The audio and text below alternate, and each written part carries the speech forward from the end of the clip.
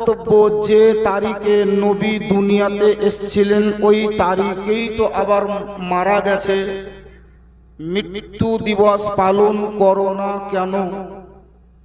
এই প্রশ্নটা কোনো মানুষ কোনোদিন কোনো সময় আপনাদের মাঝে কোনোদিন করেছে না করেনি?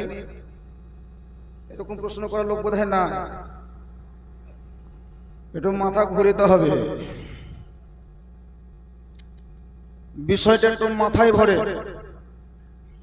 এই কুসুমগাছি গ্রাম মুর্শিদাবাদ, কুসুমগাছি গ্রামে কোনো একজন ব্যক্তির বাড়িতে মায়ের পেটে 10 মাস 10 দিন থাকার পর নিজের বাড়িতেই কোনো একটি ঘরে ছেলে অথবা মেয়ে শব্দটা শোনা মাত্রই, লালটু আছে চেন্নাইয়ে আছে লালটু, শাশুড়ি ফোন করেছে, লালটু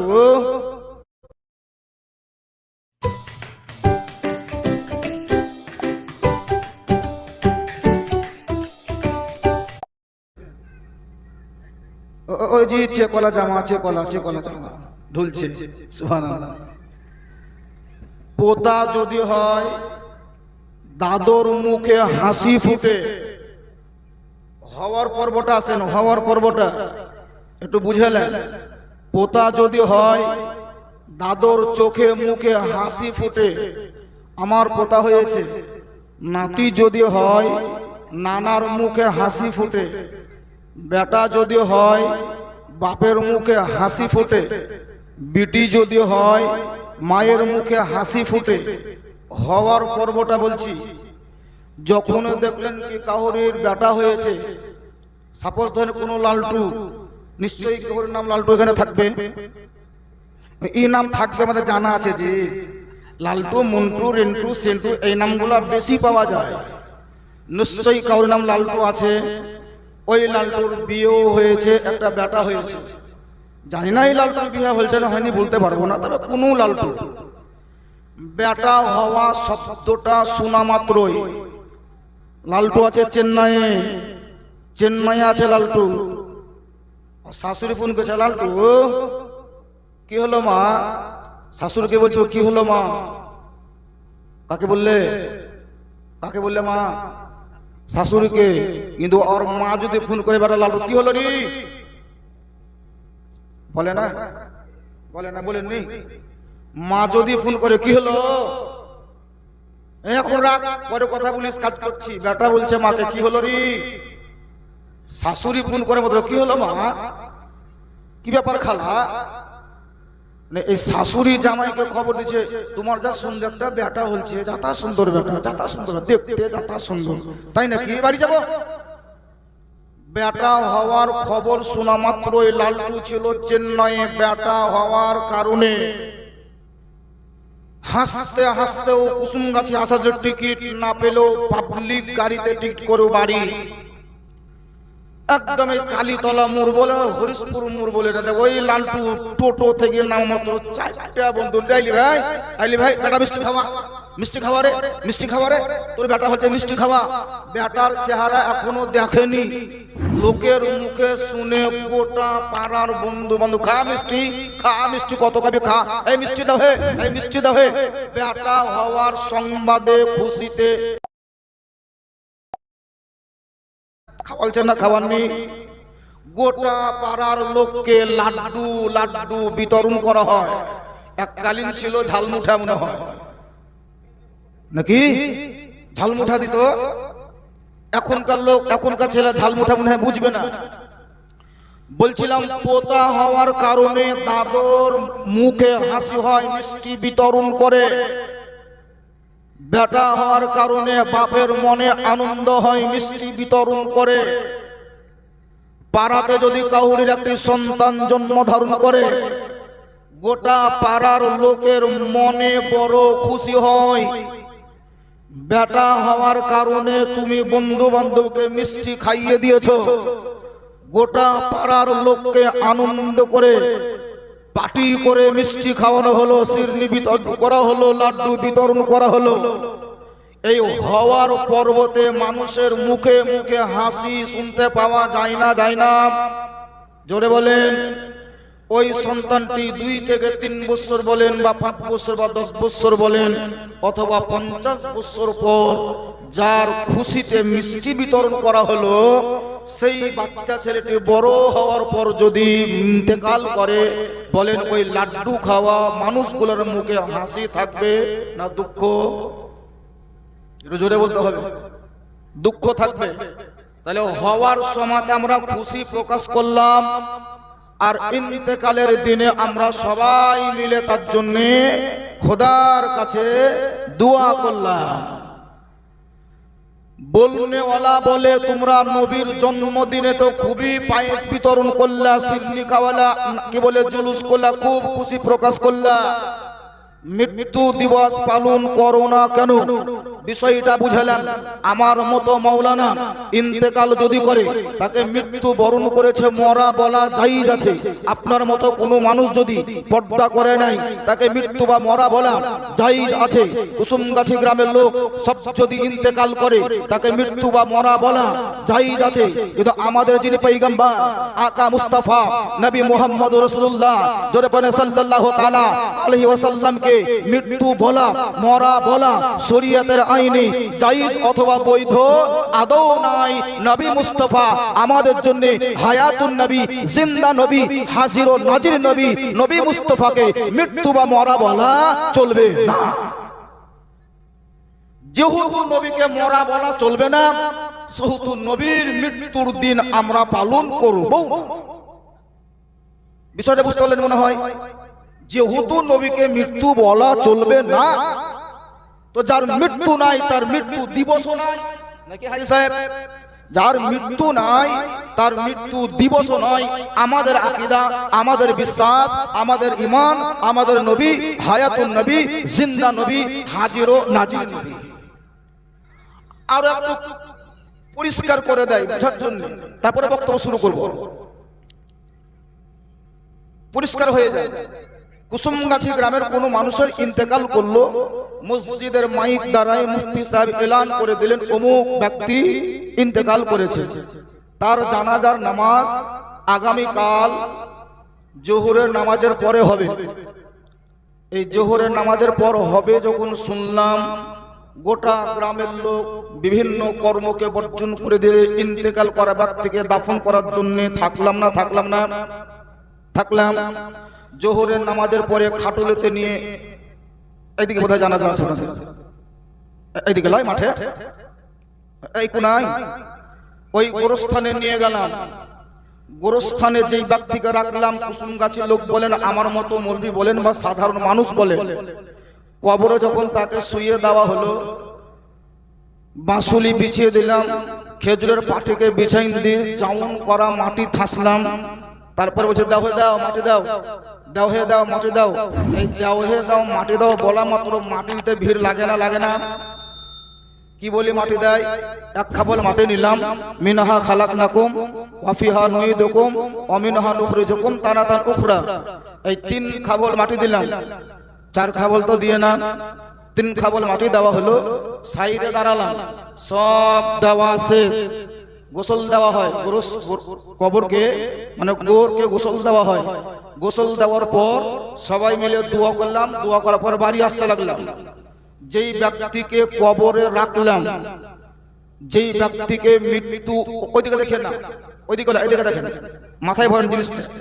যেই ব্যক্তিকে মৃত্যু বলে ঘোষণা করলাম, ওই ব্যক্তিকে মাটিতে দাফন করে দেওয়ার পর আমরা সবাই চলে এলাম।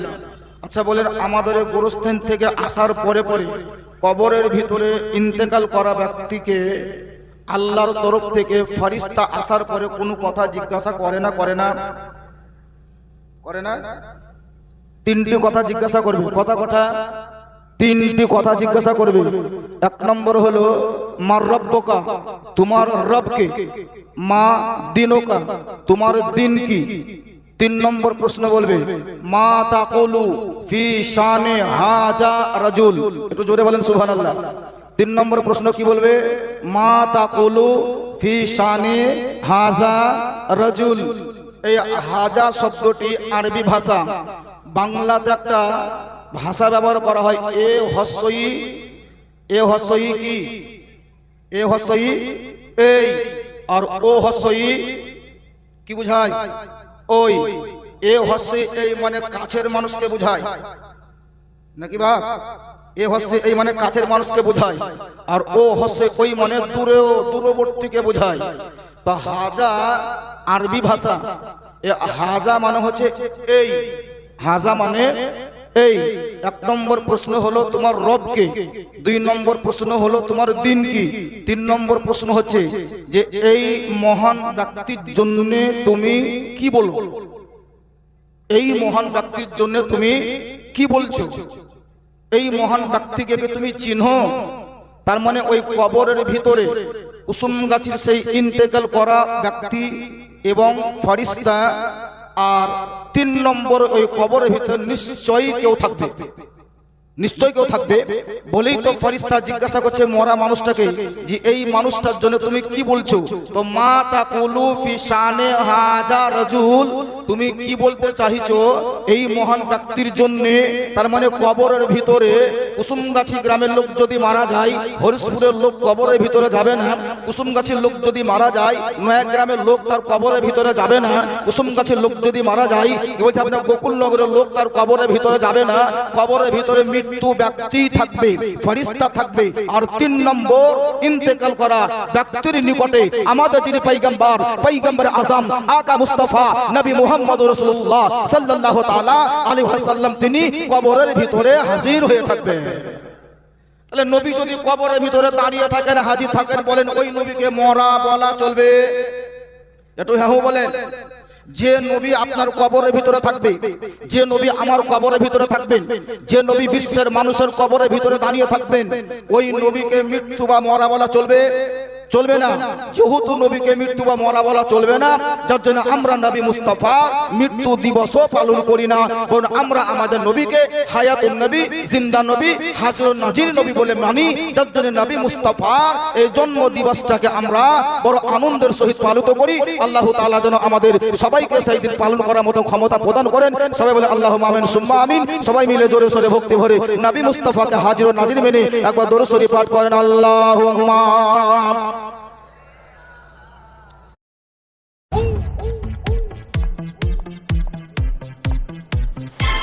मेरे सिक्स पैक वो तो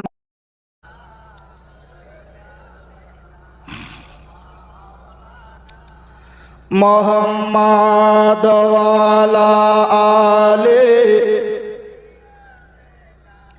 मौलाना मोहम्मद वाला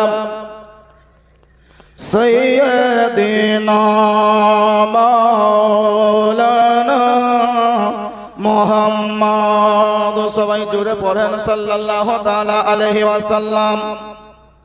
কোরআন শরীফ থেকে যে আয়াতে কারিমা তিলাওয়াত করেছি বা করলাম, কাদ জাআকুম মিনাল্লাহি নূরুন ওয়া কিতাবুম মুবিন। আমার আল্লাহ রাব্বুল আলামিন তিনি সমস্ত বিশ্বের মানুষকে বললেন, বলে হে আমার বান্দা বান্দিরা শোনো, আমি আল্লাহ তোমাদের নিকটে আমি আমার তরফ থেকে একটি নূর পাঠালাম এবং একটি রোশনি দলিল কিতাব পাঠালাম। আলা হযরত আজিমুল বরকাত ইমামে ইশক ও মোহাব্বত কানজুল কারামাত ইমামে আহমদ রাজা খা ফাজলে বেরলভী আলাইহি রহমাত ও রিজওয়ান তিনি বলেছেন, এই নূর হুয়া নবী মুহাম্মদুর রাসূলুল্লাহ, কিতাব হুয়া কুরআনুল মাজিদ। নূর মানে আমার নবীকে বলা হয়েছে, আর কিতাব মানে হচ্ছে কোরআনের বলা হয়েছে। নূর মানে আলো বা প্রদীপ, নূর মানে হলো রোশনি, নূর মানে হলো আলো। এ দেখেন টিউবলাইট জ্বলছে মসজিদের চতুর্দিকে, টুনি বাল্ব জ্বলছে। এখন যদি কারেন্ট চলে যায় তো এই বলগুলা বন্ধ হবে না? হবে না? জোরে বলে। তো বল বন্ধ হলে আঁধার হবে না? হবে না? আবার লাইন আসা মাত্রই বল জ্বলবে, তার মানে আলো হবে।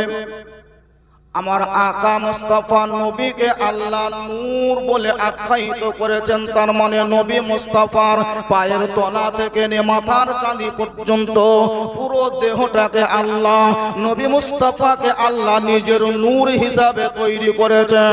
আমাদের বিশ্ব জগতের নবী, নবী মুস্তাফার মা হযরত আমিনা রাদিয়াল্লাহু তাআলা আনহা তিনি বিবৃতি বর্ণনা দিচ্ছেন। রবিউল আউয়াল মাসের 12 তারিখ সোমবার দিন সুবহে সাদিকের টাইমে আমি আমার ঘরেই ছিলাম।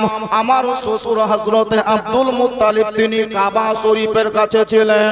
আমার ঘরের বাহিরে আমার বাঁধি বা কানিজ হিসাবে ছিল, যার নাম হলো উম্মে আইমান। আল্লাহর নবীর মা হযরতে আমিনা রাদিয়াল্লাহু তাআলা আনহা তিনি বলেন, আমি আমার ঘরের ভিতরে শুয়েছিলাম, আমার গর্ভে সন্তান আছে, এটা আমি কোনোদিন ব্যথা যন্ত্রণা পাইনি, অনুভব করতেও পাইনি। হযরতে আমিনা রাদিয়াল্লাহু তাআলা আনহার পেট কোনোদিনই উঁচু হয়নি। যেহেতু নবী মুস্তাফাকে আল্লাহ নূর হিসাবে তৈরি করেছেন, তার মানে হযরতে আমিনার গর্ভেও আমার নবী নূর হয়ে যুক্ত ছিলেন। হযরতে আমিনা রাদিয়াল্লাহু তাআলা আনহা তিনি বলছেন, আমি ঘরে শুয়েছিলাম, আকাশে হালকা চাঁদের আলো, আমি দেখলাম যেন অজানা অচেনা একটা পাখি, রংটা হলো একেবারে সাদা ধবধবে। কোথায় ছিল পাখিটা পাখা মেলে উড়ে চলে এলো। আর আমি আমিনা শুয়েছিলাম, ওই পাখিটা আমার পেটের উপরে একটা পাখার হাওয়া মেরে চলে গেল। হযরত আমিনা তিনি বলছেন, যখনই পাখিটা আমার পেটের উপরে হাওয়া মারলো, আমার পেটের ভিতরে বাচ্চা আছে এটা আমি অনুভব করতে পারলাম। হঠাৎ করে দেখলাম আকাশকে ছেদ করে ভেদ করে আমার ছোট্ট ঘরের ভিতরে জান্নাত থেকে 4 জন নারী জান্নাতি পোশাক পরিধান করে আমি আমিনা আমার ঘরের ভিতরে ঢুকে গেল। এখানে বোধহয় সুবহানাল্লাহ বলা যাবে না, কথা বন্ধ করেন, ঢোলা বন্ধ করেন, ঢোল ছোট হিলেন দেন।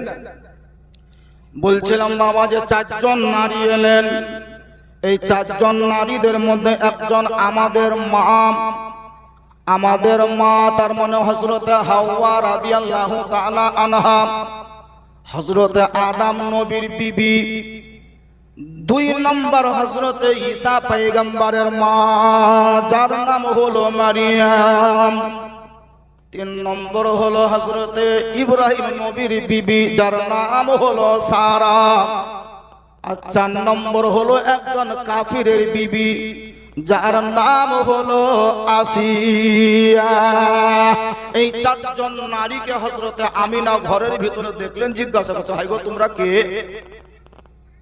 তোমাদেরকে তো মক্কাতে কোনদিন দেখিনি, হঠাৎ করে তোমরা আমার বাড়িতে, তোমরা কি, তোমাদের নাম কি, তোমরা কোথা থেকে এসেছো বলো।